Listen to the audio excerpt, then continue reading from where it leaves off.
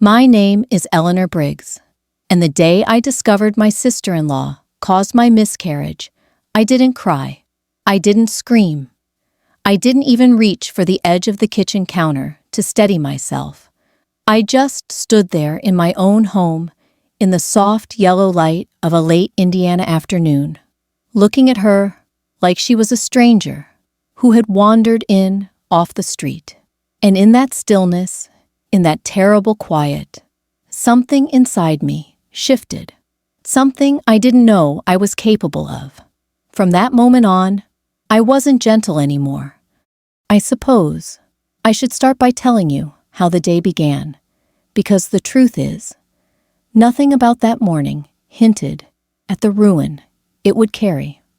I woke early the way most women my age do, before the sun has fully risen and the birds are still half asleep. I brewed coffee, let the dog out, and stepped onto the porch to feel the cool April air on my skin. Our neighborhood on the outskirts of Bloomington is always peaceful at that hour. You can hear things you don't notice later in the day: faint church bells on the hill, the hum of distant traffic on Highway 46, the rustling of tall oaks that have watched generations come and go. I was almost 3 months pregnant then. At 58, it wasn't something I had planned or prayed for, but it was something I had welcomed with a quiet, trembling sort of hope. My husband Tom had cried when I told him. Real tears. He hadn't done that since the day his father passed. Our 2 grown kids had been surprised, but supportive, the way Midwestern kids tend to be more worried about whether I was eating right than anything else. But the one person who didn't celebrate was my sister-in-law, Denise. She wasn't really my sister-in-law by blood. She was Tom's younger brother's wife, a woman who always made me feel as if I were somehow taking up space she believed belonged to her. Every family gathering, she found a way to slip in a comment that made my stomach tighten. Must be nice having so much time on your hands now that your kids are grown. Or some women just aren't meant to slow down. They get restless. She'd say it with a smile, too sweet to be real. That morning, she came over uninvited, the way she sometimes did. She carried a casserole dish she claimed she'd made just to help me keep up my strength. She placed it on my counter and looked around my kitchen, like she was assessing whether I kept things tidy. I told her I was fine, really, that I didn't need anything. But she insisted. She always insisted. For weeks, things had felt off with her. She'd been too interested in my appointments, too curious about how I was feeling. At the time, I chalked it up to her nosiness, the way some people just can't mind their own business. I didn't know, couldn't have known what she was capable of. After she left that morning, I felt a strange heaviness in my stomach. I told myself it was just the pregnancy. Women my age worry about every twinge, every flutter. I lay down on the couch, pulled a blanket over myself, and tried to rest. But the pain grew sharper, deeper. Within an hour, I was doubled over whispering prayers through clenched teeth. By the time Tom got home from work and rushed me to the hospital, it was too late. Losing a child at any age, in any circumstance, does something to a woman. It empties her out. It rearranges her. I grieved quietly, the way many older women do. I didn't wail. I didn't curl up and fall apart. I just moved through the days like someone who had misplaced a piece of herself. People brought flowers. Neighbors brought casseroles. Friends from church left sympathy cards with little crosses printed in gold. And Denise, she brought nothing. She didn't call. She didn't stop by. She simply disappeared. Weeks passed before I saw her again. It was at a family barbecue in early June at Tom's brother's house. The air was thick with humidity, and kids ran barefoot through the lawn, while adults gathered around, folding tables filled with potato salad and deviled eggs. I tried to avoid her, but she found me anyway. She smiled, that same practiced smile, and said, "You look better. I was starting to worry you'd take the loss too hard." The loss, as if it were a broken vase or a misplaced wallet. But I didn't react. I didn't give her the satisfaction of seeing me crumble. Later that afternoon, I overheard something that made my blood run cold. Tom's niece, barely 16, was telling a friend about how she'd seen Aunt Denise in my kitchen the morning of my miscarriage, pouring something from a small pharmacy bottle into the glass of orange juice she'd set out for me. She said it was vitamins, the girl added. Said Eleanor needed her strength. I walked over, heart pounding so hard I could feel it in my throat, and asked the girl to repeat herself. She did, wide-eyed, confused, unaware of what she'd just revealed. I didn't confront Denise right then. Not in front of children, not in someone else's backyard. Instead, I went home. I waited. I let the truth settle into my bones like winter frost. And then, 3 days later, I invited her over. She walked into my kitchen, the same kitchen where she'd poisoned my drink, and she froze when she saw my face. Maybe it was the calmness in my eyes. Maybe it was the way I'd arranged the chair at the table, as if preparing for an interview rather than a conversation. She sat down slowly. When I asked her what she put in my juice that morning, she didn't deny it. Not at first. She just stared back at me, lips tight, eyes sharp, like someone cornered, but unwilling to run. "You weren't meant to be pregnant at your age," she finally said. "Someone had to do what was best for the family." The cruelty of her words should have broken me, but they didn't. Instead, something inside me hardened with a strength I didn't know I still possessed.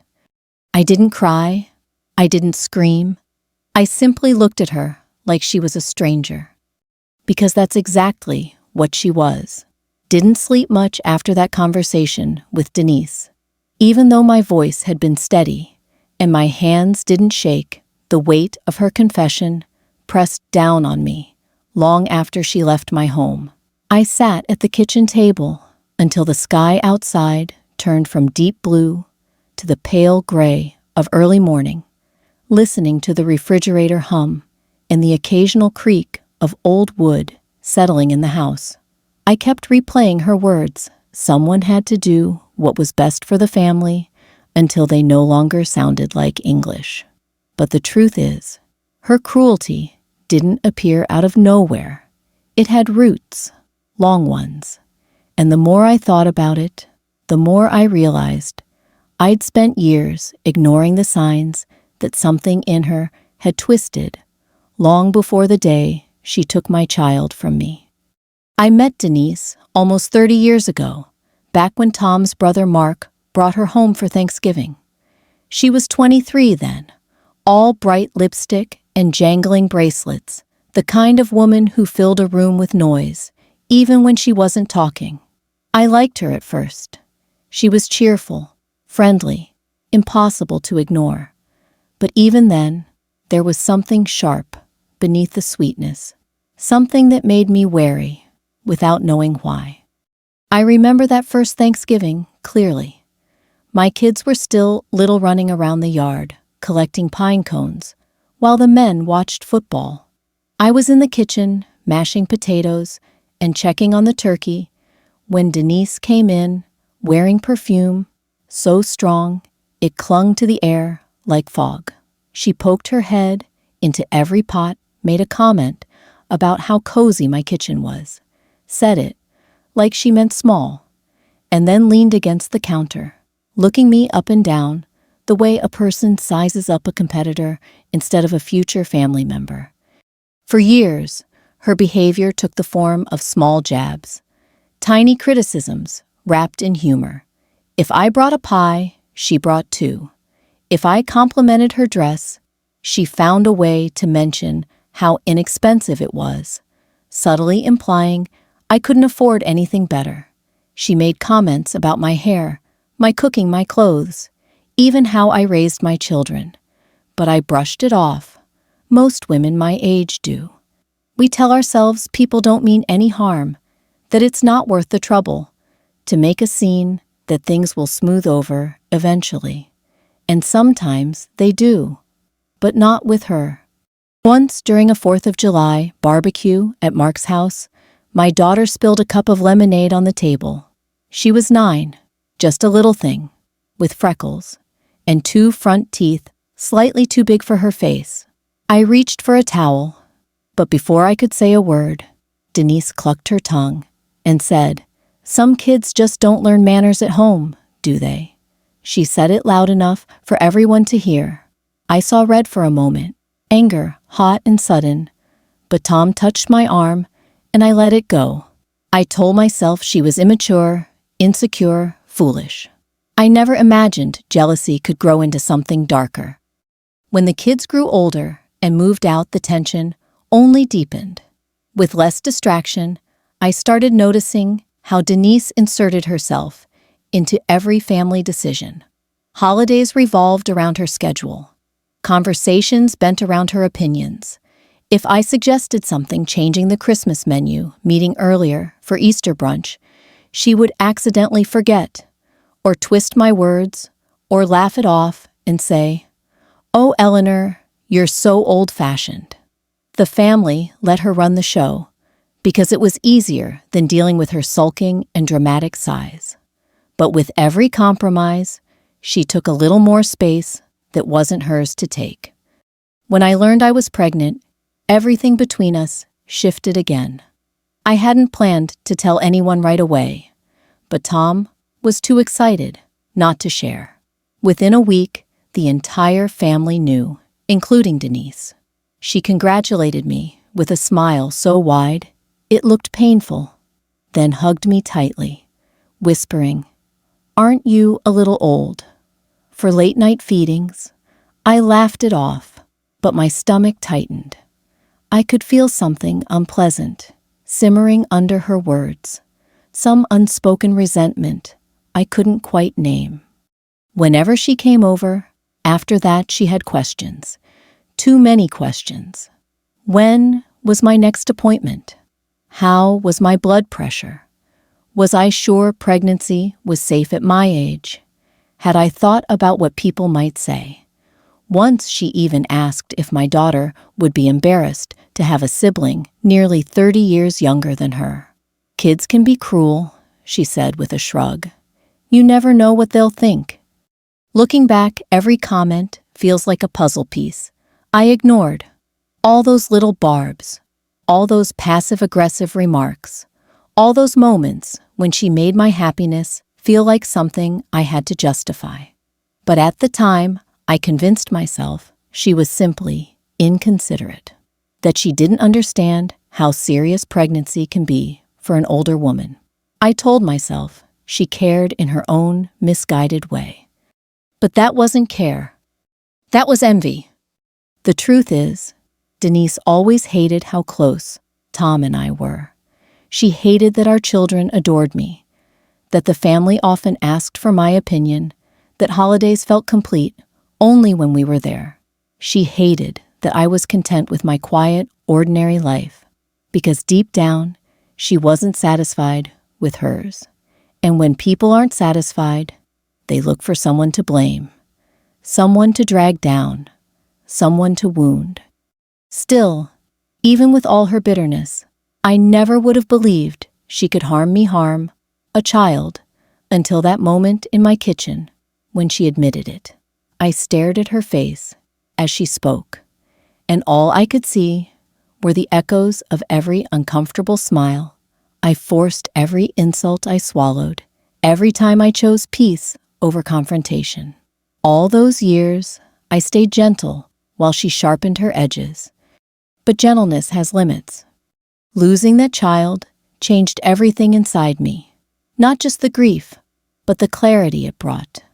I finally saw her, not as family, not as someone I had to tolerate for the sake of harmony, but as a woman who had crossed a boundary, so sacred, so irreversible, that nothing would ever be the same again.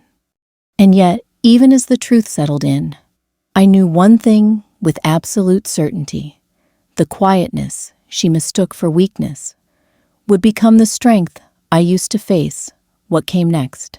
I didn't leave the house much in the days that followed. It wasn't fear that kept me inside. Nothing about Denise frightened me anymore, but rather a heaviness in my body, the kind that comes after a long illness or a hard winter. I moved slowly, consuming my days with chores that didn't need doing, sorting old photo boxes and sitting on the porch for hours with a blanket over my lap, watching the neighborhood kids ride their bikes up and down the street. People waved when they passed, but I rarely waved back. My mind kept circling the same memory, those last hours before everything changed. The day of the miscarriage started out like any ordinary Thursday. The sun was just beginning to rise over the trees behind our house when I woke with a faint pressure low in my abdomen. Not pain, just a sensation that made me pause. At my age, every feeling had significance. I sat up slowly, waited a moment, and told myself it was nothing. A muscle stretching. A normal pregnancy twinge. I went downstairs, let the dog out, and poured myself a glass of orange juice. It wasn't until halfway through the glass that I noticed something strange, an aftertaste I couldn't quite name. Bitter, metallic. I frowned and set it down, thinking maybe the juice had spoiled, or I hadn't rinsed the glass well enough. I pushed it aside and made coffee instead. Denise arrived about an hour later. She didn't knock. She rarely did. She walked in with her usual overconfident stride and announced she'd brought a little pick-me-up for me, a casserole, egg and sausage.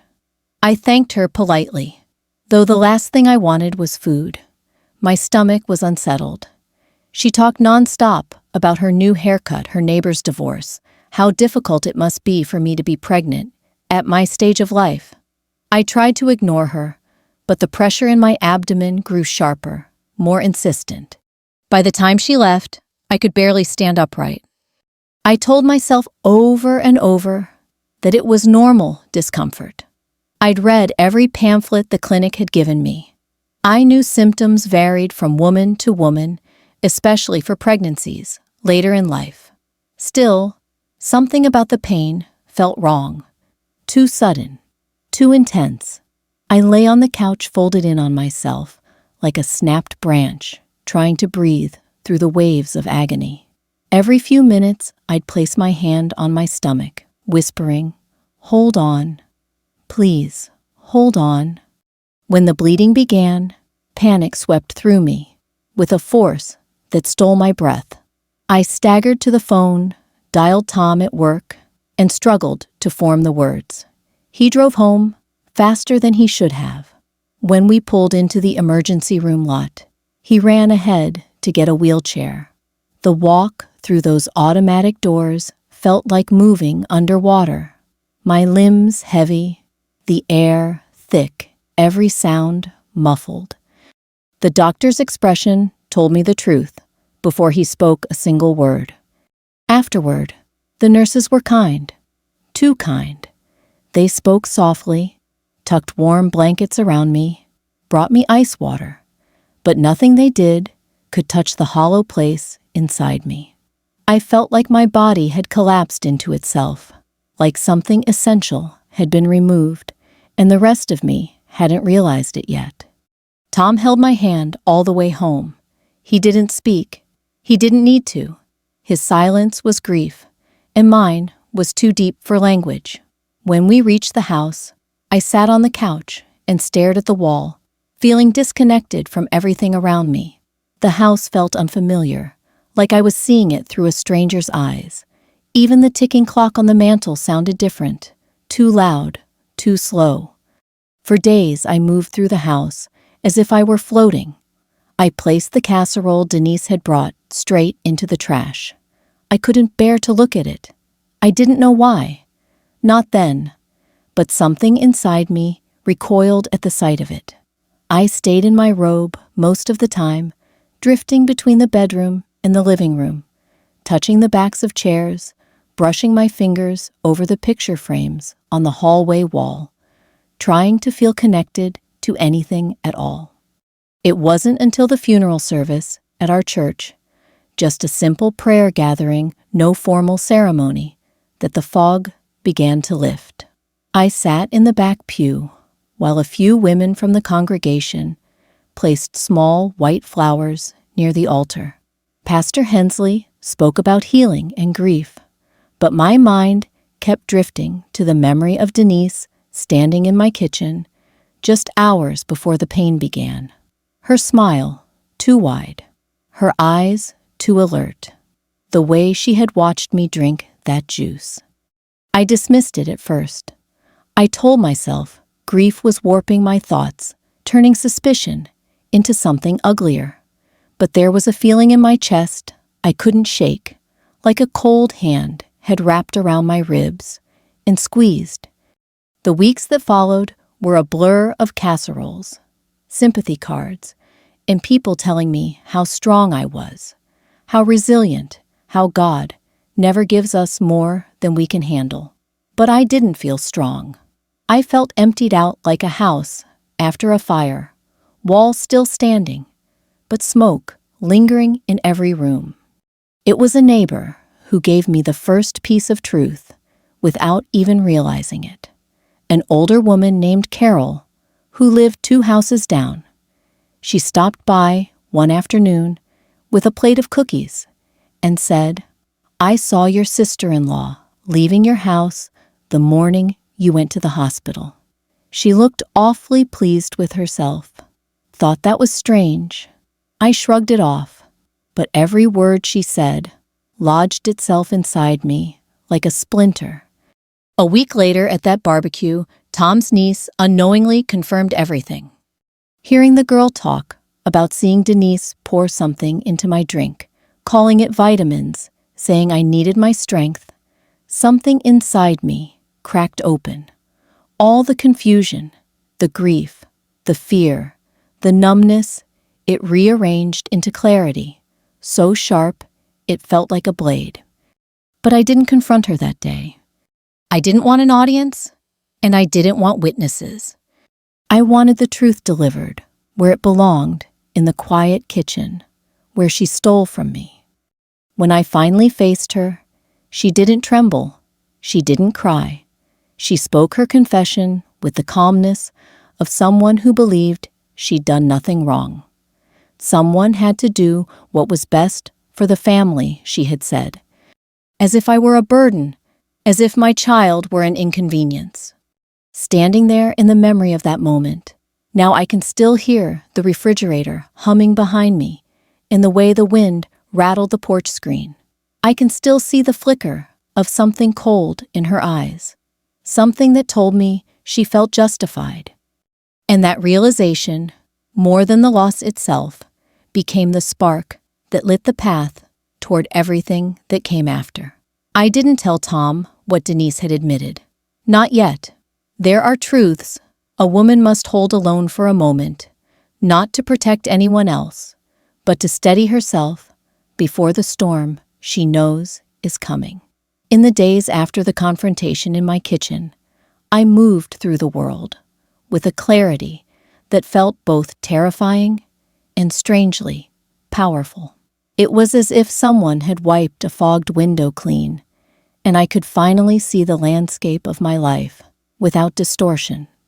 I woke early each morning, brewed my coffee, and sat at the small table by the window, where the light from the backyard filtered through the lace curtains. I watched the squirrels race along the fence, the neighbor's dog chase its tail, the mailman walk his usual route with the same calm rhythm. Everything looked the same, but nothing felt the same. Because now I knew the truth. The silence between Denise and me hung in the air, like humidity before a summer storm. She didn't call. She didn't show up uninvited. She didn't send her usual passive-aggressive texts or try to insert herself into family plans. At first, I wondered if she feared I would tell everyone what she had done. But the more I thought about it, the more I realized she probably wasn't afraid at all. She believed she had done nothing but help the family. She believed her interference was justified. Women like her always do. A few days passed before I found the courage to talk to someone who would understand the gravity of what I'd learned without jumping to conclusions. I drove to the church on a rainy Wednesday afternoon, my hands gripping the steering wheel tightly. Pastor Hensley was in his office sorting through hymnals that needed rebinding. When he saw me walk in, he closed the box and gestured for me to sit. I didn't tell him everything. Not at first. I told him about the miscarriage, the lingering grief, the heaviness that refused to lift. He listened with the patience of a man who had spent decades hearing people's deepest heartbreaks. Then, slowly, I told him about Denise, the comments she'd made over the years, the strange bitterness she carried, the envy that slipped out in subtle ways. I told him about the neighbor's comment, and finally, the confession in my kitchen. He sat back in his chair, folded his hands, and exhaled deeply. "Eleanor," he said, "I don't believe God asks you to carry this alone, but you do need to be certain of the facts." "I am certain," I said quietly. He nodded, his expression solemn. "Then, you must decide what justice means in this situation. Justice does not always look like punishment. Sometimes it looks like truth brought into the light." I drove home in the rain, his words echoing in my mind. Truth brought into the light. But truth can be a dangerous thing in a small Midwestern family, especially one that spends holidays together, shares casseroles at funerals, and tries to keep old wounds hidden beneath polite smiles. I knew that once I spoke, nothing would stay the same. Not for me, not for Tom, not for the family. Still, silence was no longer an option. I spent the next 2 days collecting my thoughts, writing down everything I remembered, every detail, every moment that mattered. I still had the nearly full bottle of orange juice in the refrigerator. I placed it in a sealed container. I kept the empty glass she'd watched me drink from. I wrote down the words I'd heard at the barbecue. I wrote down her exact confession. By the end of the second night, I had collected more than memories. I had built a foundation, something sturdy, something undeniable. Then came the final piece. I drove to the pharmacy on the far side of town and asked to speak with the manager. I explained that I believed someone had tampered with my drink using a medication that causes uterine contractions. He listened carefully, then asked if I knew which medication it might be. I didn't, but when I described the symptoms, his expression changed. He looked up a record of recent purchases. "What name should I look for?" he asked. I hesitated, then said Denise Whitaker. He typed slowly. When her name appeared on the screen with a purchase date matching the morning she visited me, I felt something inside me go still, quiet, cold. "Is this what you're looking for?" he asked gently. I nodded. Yes. He advised me to involve an attorney. Not the police, not yet.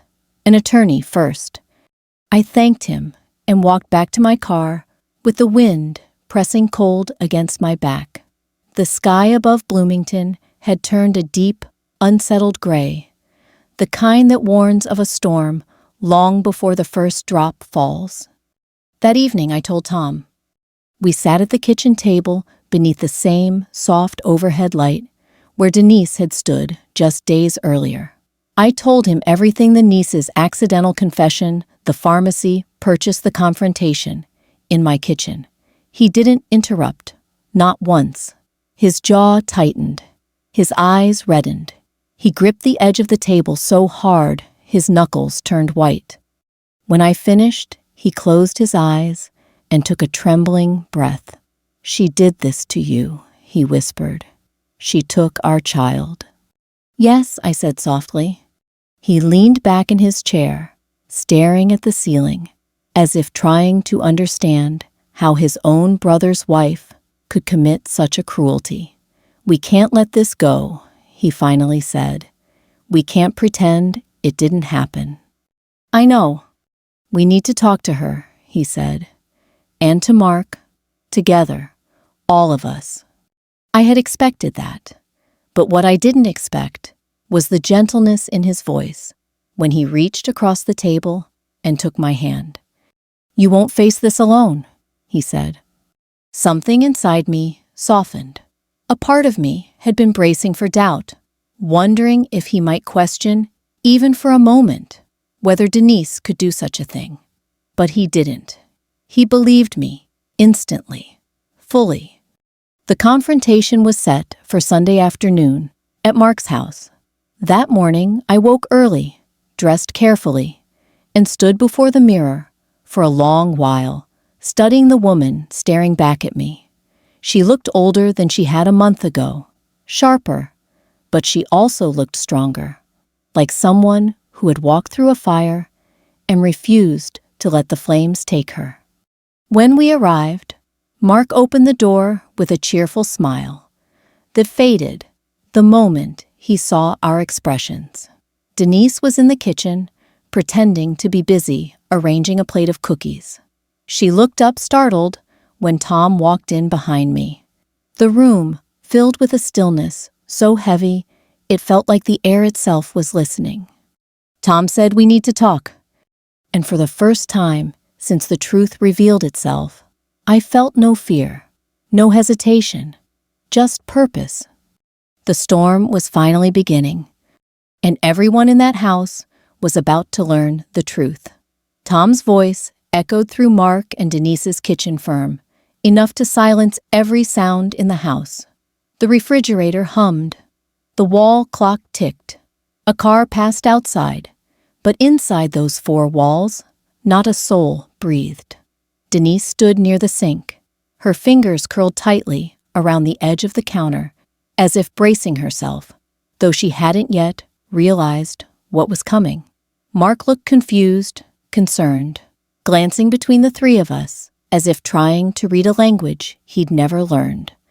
"We need to sit," Tom said again, softer but unwavering. We all moved into the living room. It was spotless, as usual. Denise kept a perfect house, almost obsessively so. Not a pillow out of place, not a speck of dust. She liked things controlled, predictable, manageable, but what was coming could not be controlled. Tom and I sat on the couch. Denise perched on the edge of an armchair, and Mark hovered beside her, as though he were preparing to defend her, even though he had no idea what he might be defending her from. Tom cleared his throat. "Eleanor has something to say." I looked at him, then at Mark, then at Denise. She lifted her chin, slightly defiant, prepared to deny anything she believed I might accuse her of, but she didn't understand. This wasn't an accusation. It was truth. "I know what happened," I began. "The day I lost the baby." Mark stiffened. Denise's eyes flickered just for a second, but she said nothing. "I know what you poured into my glass," I continued. "I know it wasn't vitamins. I know it wasn't anything meant to help me." Mark turned sharply toward her. "What is she talking about?" Denise didn't blink. "She's imagining things," she said calmly. "The miscarriage. It was tragic, but it wasn't my doing." Then she turned to me and added, with a brittle smile, "I know grief can make people confused." That was her first mistake. Tom reached into the folder he had brought with him. "Eleanor isn't confused," he said. His voice didn't rise, but every syllable landed with precision. "We have the pharmacy record." Mark frowned. "Pharmacy record?" Tom handed him the printed page. Purchased by you, Denise. Same morning you showed up at our house. He paused. Medication, known for causing uterine contractions. Color drained from Mark's face. Denise's jaw tightened. There are dozens of reasons. And we have the statement from my niece. I cut in. She saw you pour something into my drink.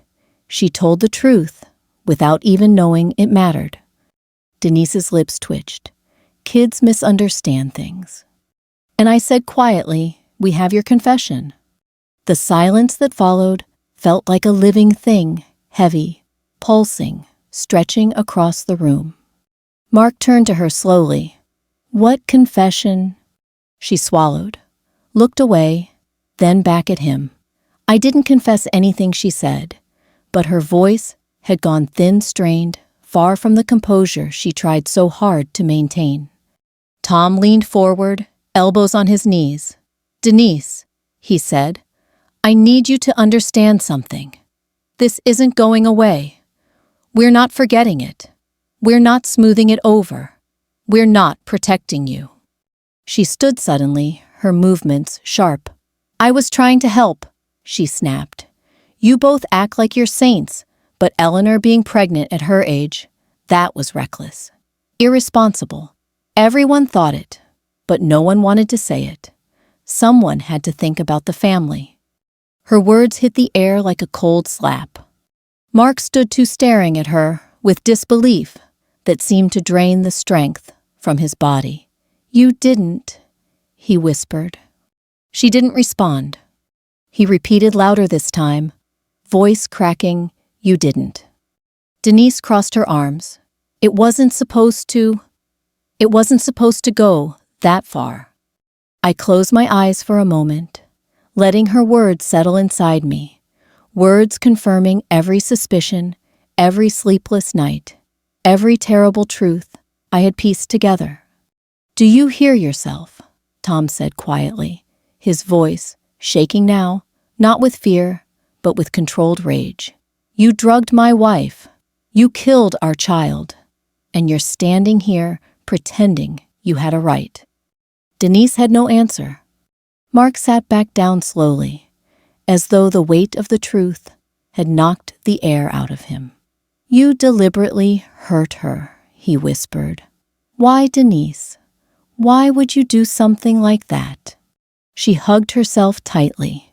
For the first time, her voice wavered, because she always had everything she murmured. Everyone likes her. Everyone listens to her. Every holiday revolves around her. I was tired of being compared. I was tired of feeling invisible. And now she gets to have a baby. At her age, everyone would have fussed over her. Not me. Never me. The room fell into another long silence. This time, I spoke gently, not because I wanted to comfort her, but because truth deserves clarity. Jealousy doesn't give you permission to destroy a life, I said, and it certainly doesn't give you permission to take one. Her shoulders sagged. For the first time since I had known her, she looked small. Not innocent, just small. Vulnerable in the way all guilty people eventually become. Mark rubbed his face with both hands. I can't look at you right now, he whispered. I can't even understand how you're the same woman I married. Denise didn't answer. She didn't cry. She didn't apologize. She simply lowered her gaze to the floor, her breathing shallow. And that's when I did something that surprised even me. I stood. Not to strike her, not to scream, not to collapse in grief. I stood because I realized something important. She no longer had power over me. I said, we will be involving an attorney. This is not staying inside these walls. Mark nodded weakly.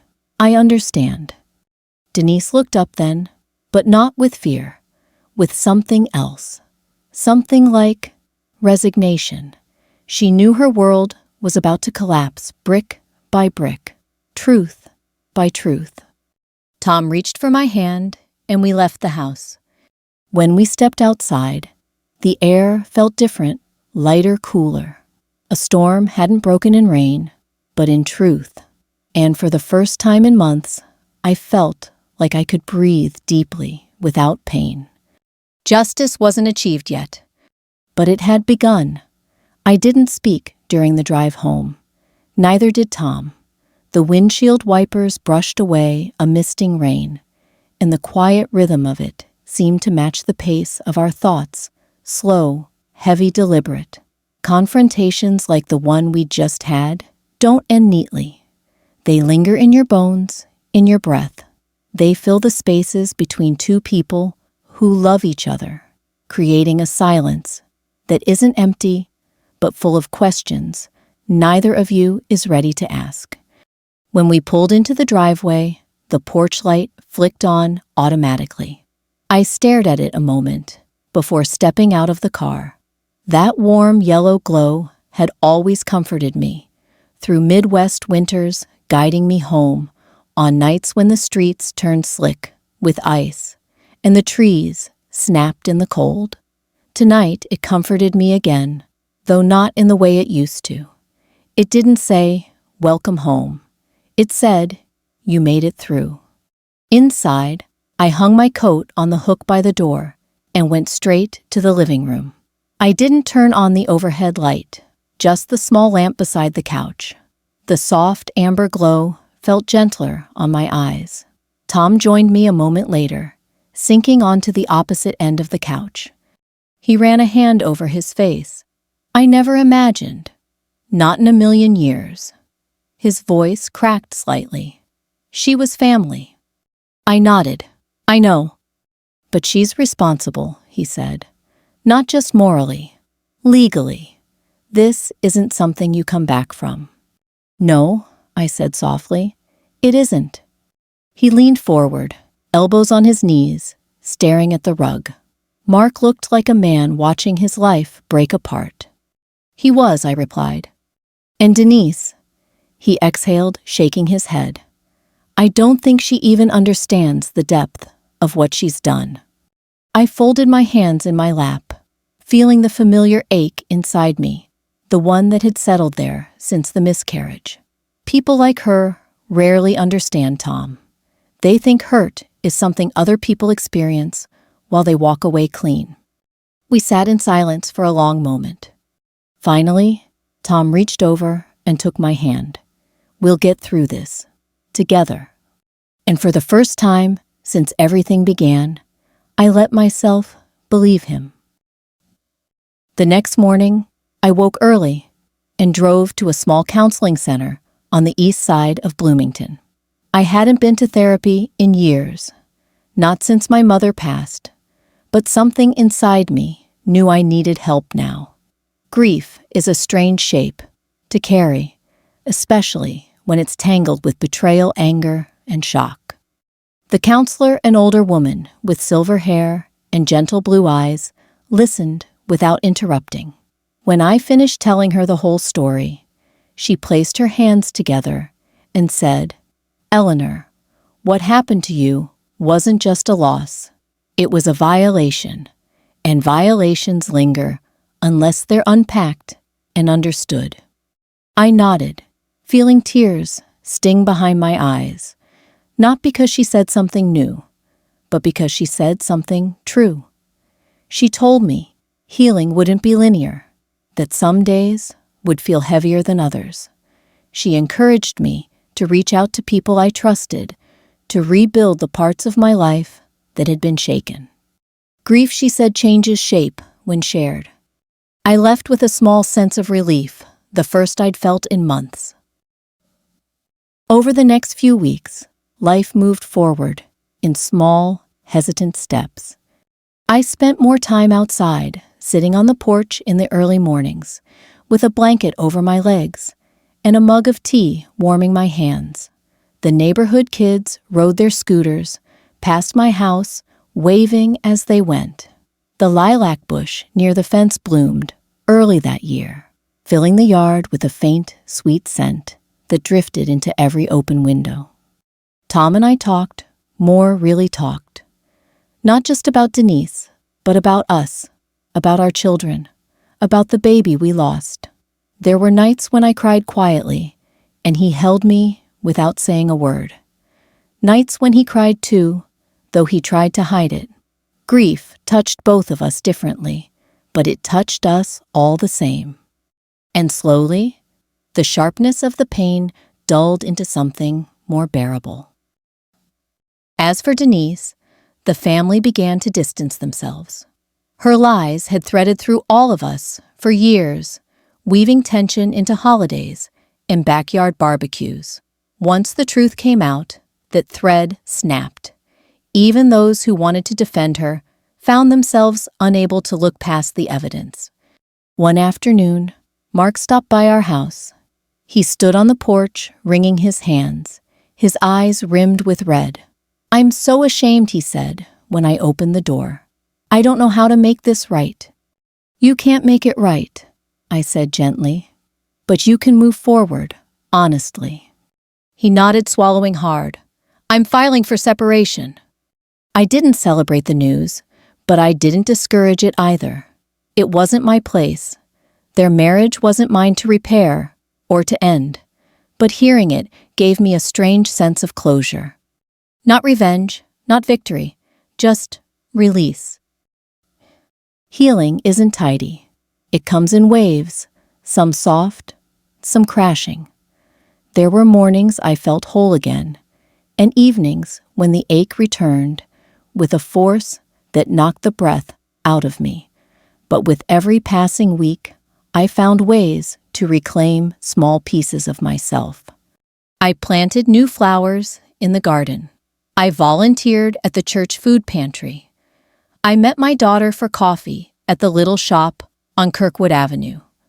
I knitted a blanket I never finished, but kept anyway, because the colors reminded me of hope, pale blue and soft gray. And in those ordinary acts, I found resilience. Not the loud kind that announces itself, the quiet kind that grows in the cracks left by loss. It was early September when I saw Denise again. I had walked into the grocery store, reaching for a head of lettuce, when I spotted her at the far end of the aisle. She looked smaller, her hair unkempt, her posture slouched. Her eyes darted away from mine the moment she saw me. She turned quickly, pushing her cart toward the exit, nearly bumping into a display of canned soup. For a brief moment, I felt the old anger stir inside me, the urge to demand answers, to remind her of what she'd taken. But then I heard the counselor's voice in my mind. A violation doesn't define you. Healing does. So I let her walk away, not because she deserved mercy, but because I deserved peace. That evening, Tom and I sat on the porch, watching the sky turn from gold to lavender over the trees. Cicadas hummed. A dog barked in the distance. The summer air was warm and full of that end-of-season melancholy that always settles over Indiana in September. He reached for my hand. "You're getting stronger," he said quietly. "I'm trying." "You're succeeding," he replied. I leaned my head on his shoulder. "Do you ever think we'll feel normal again?" "We'll find a new normal," he said. "A better one. One built on truth." And I believed him. Because despite everything, despite the pain, the betrayal, the heartbreak, there was one thing the tragedy hadn't taken from me. The ability to rebuild, piece by piece, day by day, quietly but surely. The first cold day of October arrived the way fall always does in Indiana suddenly, without warning. One evening, we were sitting on the porch in short sleeves, sipping iced tea and watching the sky turn soft pink. The next morning, I stepped outside and felt a bite of chill in the air that made me pull my robe tightly around my shoulders. The leaves along Maplewood Drive had shifted almost overnight, from faded green to deep orange and rust. A season was changing, and so was I. By then, nearly 5 months had passed since I lost the baby. 5 months since Denise slipped that powder into my drink. 5 months since I stood in my kitchen and watched a woman I once called family justify the unforgivable.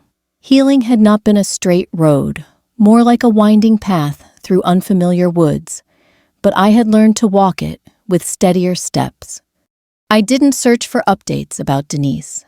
I didn't ask Mark what was happening with their marriage, though he stopped by now and then to talk with Tom or to return something of ours he'd found in their garage. Each time, there was a heaviness to him, a sadness that made me wonder if Denise's unraveling had taken him with it in ways he couldn't yet name. But it wasn't my place to fix that. Everyone has their own path through regret. One crisp afternoon, I decided to take a long walk through Cascades Park. It's an old place, familiar to anyone in Bloomington. A trail winding past tall pines, a little covered bridge, benches carved with initials from decades of visiting families. I used to take my kids there when they were young, packing sandwiches and sitting near the creek while they skipped stones. I parked near the playground and started along the path. As I walked, I let my fingers brush the bark of a maple tree and felt for the first time in a long while a sense of grounding. The air smelled of damp leaves and distant chimneys. The world felt honest, simple, uncomplicated. Halfway down the trail, I saw someone sitting alone on a bench, shoulders slumped, head bowed. It took me a moment to recognize her. Denise. Her hair was unkempt, pulled back in a loose ponytail that looked like it hadn't been brushed in days. She wore a coat that hung awkwardly on her frame, as if she'd lost weight. Her posture was a picture of defeat, arms wrapped around herself, eyes fixed on the ground, like she was afraid to look up at her own shadow. I froze. My instinct was to turn around, to take another path, to avoid her completely. But something inside me whispered soft, steady, unmistakable, "You're strong enough now." So I walked forward slowly. She didn't see me until I was only a few steps away. When she finally looked up, her eyes widened with something that wasn't anger or resentment. It was sorrow, real heavy sorrow. "Eleanor," she said quietly, her voice cracking around my name. I didn't sit beside her, but I stood close enough to hear her breathe. "I'm not asking for forgiveness," she said before I could speak. "I know I don't deserve it." Her hands trembled in her lap.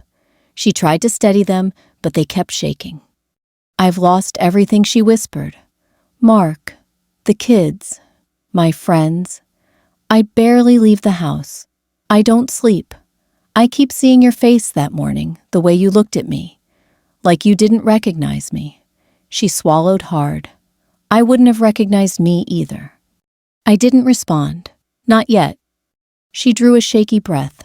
"I don't expect you to believe this, but I never wanted to hurt the baby. I just wanted to scare you, make you doubt yourself. I thought," her voice broke. She covered her face with her hands. "I thought you had everything. I thought if I couldn't have peace, no one should." Jealousy is a poison. It eats from the inside out. And standing there, looking at her, not the polished woman who strutted through family gatherings, but this fragile, fractured version, I realized she had been consumed long before she ever harmed me. I stepped closer. "Denise," I said softly, "I don't want revenge. I never did." She lowered her hands slowly. Her eyes searched my face, desperate, pleading. "I wanted truth," I continued, "and I got it." She nodded, tears sliding silently down her cheeks. "I'm so sorry," she whispered. "I don't expect anything from you. I needed to say it." I took a slow breath, filling my lungs with the cool autumn air. Then I let it out. "I forgive you," I said. Her shoulders shook with a sob so deep It seemed to come from her bones. But I added gently, forgiveness doesn't mean closeness. It doesn't mean trust. It doesn't mean we go back to the way things were. I know, she whispered. It means I said that I refuse to let what you did define the rest of my life. She nodded, covering her mouth, as another sob escaped. Thank you, she said, barely audible. Thank you for being better than I ever was. I didn't answer. I didn't stay long. Some conversations don't need long endings. I turned and continued walking down the path, letting the cool wind brush past me like an exhale from the earth itself. With every step, I felt lighter. Not because the grief was gone, but because the bitterness had loosened its grip, finally, mercifully. By the time I reached the end of the trail, I realized something I hadn't admitted to myself before. The story of what happened to me wasn't just about pain. It was about rising. It was about choosing truth over silence. It was about choosing peace over vengeance. It was about choosing healing over hatred. And maybe it was about helping someone else see the damage their darkness had caused.